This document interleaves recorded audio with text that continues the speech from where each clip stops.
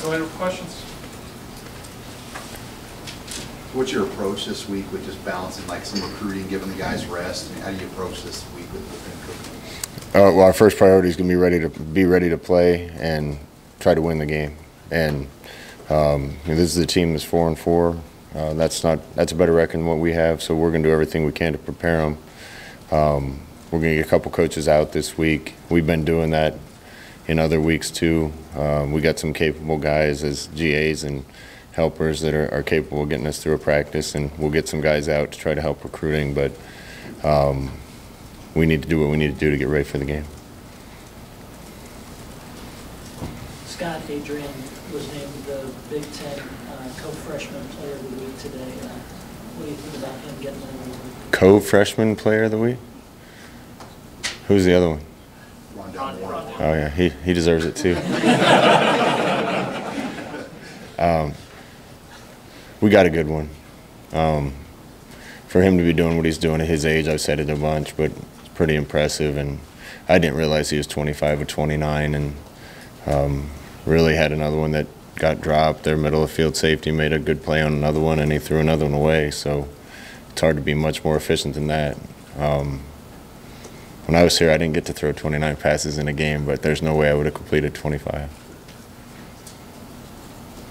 Scott, you have JoJo Dominant outside backer now. What kind of went into that decision and his versatility maybe that he can bring?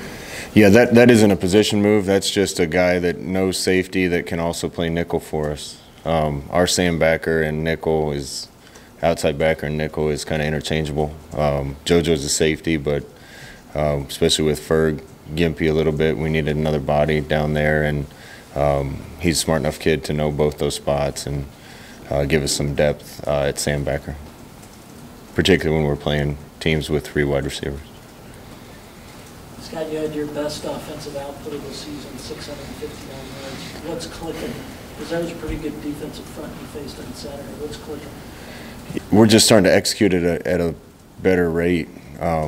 I've been saying we've been getting better. I think that showed up on the field. We just come short of a couple wins, but the offense is starting to understand the system. You can really tell on Mondays when we put a new game plan in, and the majority of it's stuff they've repped before. It's just different looks, different formations, things like that. And the last couple weeks, they just go out and run through it like they've been practicing those plays for 2 weeks. And that's when you know guys are starting to understand the scheme, understand their individual roles within the scheme and how to make something work. And our percentage of plays that everybody executed on was a lot higher than it has been in weeks past, and it's been moving in that direction for a while. Scott, did Miles Jones get in the game late? What's his development been like here the last couple of months for you guys? No, Miles didn't get in. We're going to try to use him as much as we can when the opportunity's there.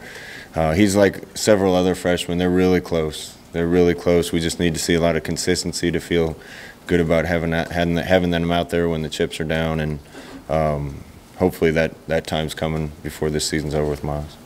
You had mentioned on Saturday that Devon was a Sunday guy, meaning the NFL. That's quite a compliment. I was curious, what about him do you think translates to the next level?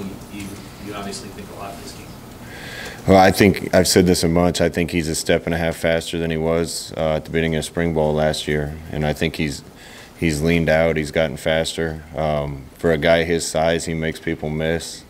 I think you were able to see his top end speed the other day when he broke him. He finished him, and he's big and strong enough to run powerful. I had the opportunity to coach a great player before named Royce Freeman.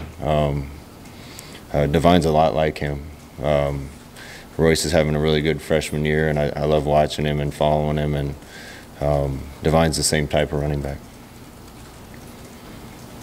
Scott, it's my understanding that Bethune-Cookman might not have taken this game, but the fact that the staff knew you guys, can you kind of walk us through just how this game was put together, your relationship with that staff? I think the relationship with the staff mostly hinges through Sean Beckton. Sean's a guy that was in Florida his whole life, and everybody down there knows how good a man he is. And we needed a game. I wanted our guys to be able to play 12 games. I'm not sure if they'd have turned it down. We're paying them quite a bit of money, but you know, we want to go out and play as hard as we can and try to get a win. I know they want to do the same thing, but I think both staffs understanding that there's good men on each staff. Sean Beckton being that kind of guy, I think they trusted us that our intentions were right in regards to this game, and we're glad to host them. Got a lot of respect for them and their coaching staff and their players, so looking forward to a good game. You went back and watched Saturday. Was that the best you've blocked on the perimeter title this wide receiver? Yeah, at times it looked like I want it to look. I said it in the post game, but one of Divine's long runs. Anytime you're in quarters and we have one hat for the corner and the safety, we want our wide receiver to MDM block the most dangerous of the two. We called it double read here when I was in school. Matt did it, Jeff Lake did it, Lance Brown did it, Sean Weeding, all those guys. Johnny Vedra was the best at it. Haven't really seen one that looks like it's supposed to look yet until Saturday, and Divine broke the run to the front side the other day, and Mike came down and got the safety, and the corner fit late and turned into a touchdown. And those are kind of unselfish plays that we need to have. One of the marks of a really good team is when their wide receivers block. That shows guys willing to sacrifice for the team even when they're not catching a ball. They go make a play that can help the team win. And there were some good blocks on the perimeter Saturday. The Eric Lee play on the kickoff return, did you notice that? Did you notice him catching him as it happened, or did you see it on film, and what was your reaction? When it happened, I was just hoping somebody would catch him. But Eric showed good hustle on that play. You know, he wasn't in position when he broke and continued to fight and sprint after it. And that turned out to be a really big play to get him stopped and then not getting any points out of that drive. So that's the kind of effort that we're looking for and that we preach to guys all the time. It was good to see it show up. Scott, you mentioned Sean Beckton. How much did it help during the tough start to have a staff that it wasn't a first-year staff that you knew well, or just the steadiness they showed through the tough start? Through this whole thing, I knew we had the right guys. I knew we were in the right schemes. I knew the coaches were coaching the players the right thing. I trusted every one of those guys. I said this before, but it was important through that the players didn't see us change. I don't think that's very good leadership to get them all fired up about this is the way we're going to do things, boys, until a couple things go the wrong way and then we change. I got a lot of really good men that I work with. I trust them. They've been doing the right thing the whole time, and it was just a matter of time before that led to good results. But having the whole staff come and guys that I trust and that I know can do the job and I've seen do the job before, that gave me some peace of mind that I knew we were moving in the right direction, and we still got a long way to go, but I know we're moving in the right direction. Scott, the players seem to really enjoy the day out today. How important was it just to give them a little bit of time to themselves next week and get forward? Yeah, it's not ideal because we need to get ready for this game. We're going to approach this game like any other, and we got to be ready to go out and play well and win the game. But 12 weeks in a row is tough. You see the NFL coaches all the time when they win talk about victory Mondays and say see you on Wednesday. Not only do our guys need to rest a little physically, this has been long and a little bit stressful for these guys, and I think a day where they don't have to come into the building is positive. So we're going to make up for that time tomorrow, Wednesday, Thursday, and Friday, make sure our guys are dialed in and ready, but we just kind of felt like one day off would benefit us more than trying to get them back out there right away again. You talked about Maurice's talent level and the things he can do, but we see him try to line up a big block. He's done it a couple times this year. I mean, where does that? It seems like he's got quite a competitive edge too. Yeah, when the ball gets kicked off, he's ready to play, and I love guys like that. The best thing about Maurice is he loves football, and you can see that in the way he plays. You can tell when a guy doesn't even have the ball in his hands and he's playing hard. He must love the game, and Maurice got a passion for the game. He's going to keep getting better too, and I'm glad he's on our side. You guys had significantly less penalties, especially on the offensive line. Do you attribute that to anything? Just better execution, or what is that? Yeah, hopefully better execution. Some of the penalties on the offensive line, our feet just weren't in the right place, and you resort to reaching out a little bit. You know, that's assuming I agree with all of the calls, but it was good to see him. It was good to see him down in this game. And you talk about things we need to improve. That's definitely one of them. And I thought in this game we were more disciplined. We didn't have any dumb penalties again, and effort penalties we can live with, but the bad mistakes and the guys not paying enough attention or be focused enough to get those type of penalties, those are the ones we can definitely fix. And a lot of those went away on Saturday, so we need to keep that up. You ever been in a situation where they got the downs messed up like that Saturday, where it was clearly second down and the ref goes third down, and you had to stop the game there to kind of? I don't know if I remember that. You know, everybody makes mistakes. We make mistakes as coaches. You guys write some really dumb things sometimes. But I'm just glad they got that one fixed. For a minute, I thought I was wrong, and I thought I was losing my mind because I could have swore we just got the first down. But as long as the next play didn't go off and we got the extra down, everybody's going to make a mistake from time to time. Scott, in all your years playing quarterback, did you ever get a run the statue of Liberty? No, I never did anything like that. I just handed it off to Amon and Joel and let them do the work. We threw a lot of stuff at those guys. We needed to win, so we threw a lot of stuff at them, and a lot of stuff the guys were excited to go out on the field and execute, and that helped the enthusiasm last week. And boy, a bunch of the stuff that we had dialed up for them worked on Saturday. I know you have to talk general about it, but with recruiting, did you sense the guys this weekend that were in feeding off full stadium when you're 0-6 and stand to the end and all that, the environment? There's absolutely no question. Recruiting's going really well. We need it to, because we need to keep supplementing what we have already on the team with some more talent and some more guys that love the game. We're going to love on each other. But I'll say it again, there's not another place in the country you could be 0-6 and have that kind of energy in a full stadium. These fans are incredible.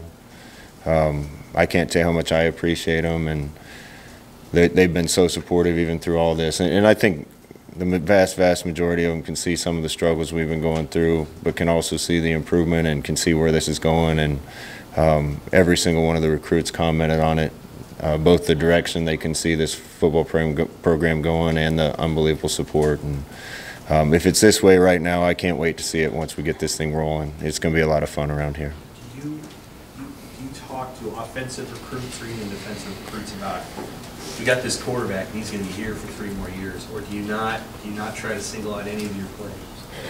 No, if I was a receiver or a running back or a tight end coming into a program and I knew somebody had a freshman quarterback playing as well as Adrian's, I'd want to be at that school. So I think that's a big selling point for us, particularly on offense, even on defense, to be able to play with a guy like that. You want to see where a program's going, and that's a huge piece when you got the right guy under center. And I think a lot of guys that we've had in to visit can recognize that.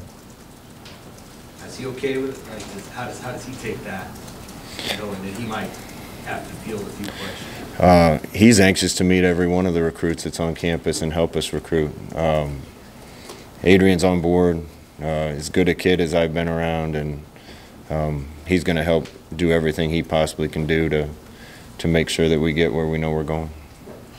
They have a couple touchdowns returned on kickoffs this year. What will be your emphasis moving forward on kickoff coverage? Punt coverage and kickoff coverage have been a thorn in our side. Even in that game, up 3 scores with 5 minutes or whatever was left. If you make them use some clock to go down and get a score, you feel good about the game, and then they get the ball on the 12 or whatever it was. Those things can't happen. So we're going to keep working. It isn't like we haven't been training and working and doing the things, and we'll keep doing them. Guys got to make tackles. We got to kick the ball where it's supposed to be kicked. Touchbacks are great, and one of many things that we still have a lot of work to do on. Wasn't on the camp roster. Now he's playing 4 special teams for you. Had a couple big hits on Saturday. How did he do that going from joining in September to where he is now? He started doing things the right way, and he's been a good teammate for the last several weeks. When a guy does things the right way and is a good teammate, we're anxious to get him on the field and see what they can do, and he's taking advantage of that. Two more. Scott, just a little bit out of left field, but kind of a general college football question. There's a couple of weeks ago, a team took a backup quarterback and changed his jersey and put him out to line up with a punter, and then they faked the punt. What's your, do you have any good stories about jersey switches that you've come across? If you have that in your arsenal to try that, or do you think much of that? I don't think that's something we'll do, to be honest with you. I'm kind of a traditionalist, and anything that compromises the integrity of the game, I'm not really in favor of. If you have a tackle that you want to put in at tight end and you announce it, that's one thing, but I don't know if we'll get involved in that kind of deception. We're looking for any advantage we get, but I don't want to sound like I'm standing on a moral high horse here, but we want to try to do things the right way. What were your thoughts on Purdue beating Ohio State just for the Big Ten West and kind of seeing a game like that play out on Saturday? It gives me a lot of hope and encouragement. Not that we didn't have hope before, but you know, we're not that far away a few weeks ago from being in the game and have a chance to beat Purdue. In fact, we made a lot of dumb mistakes. We'd have been right in that, or even been in a better situation. And got a lot of respect for Coach Braum. I said that before, and his team. This league is really good, top to bottom, and any team can beat any team week to week. And I think the encouraging thing is, you know, we weren't that far away from winning that game, and then they're able to knock off a really good team in Ohio State. That's kind of how the league is, but I think it shows that we're not that far away.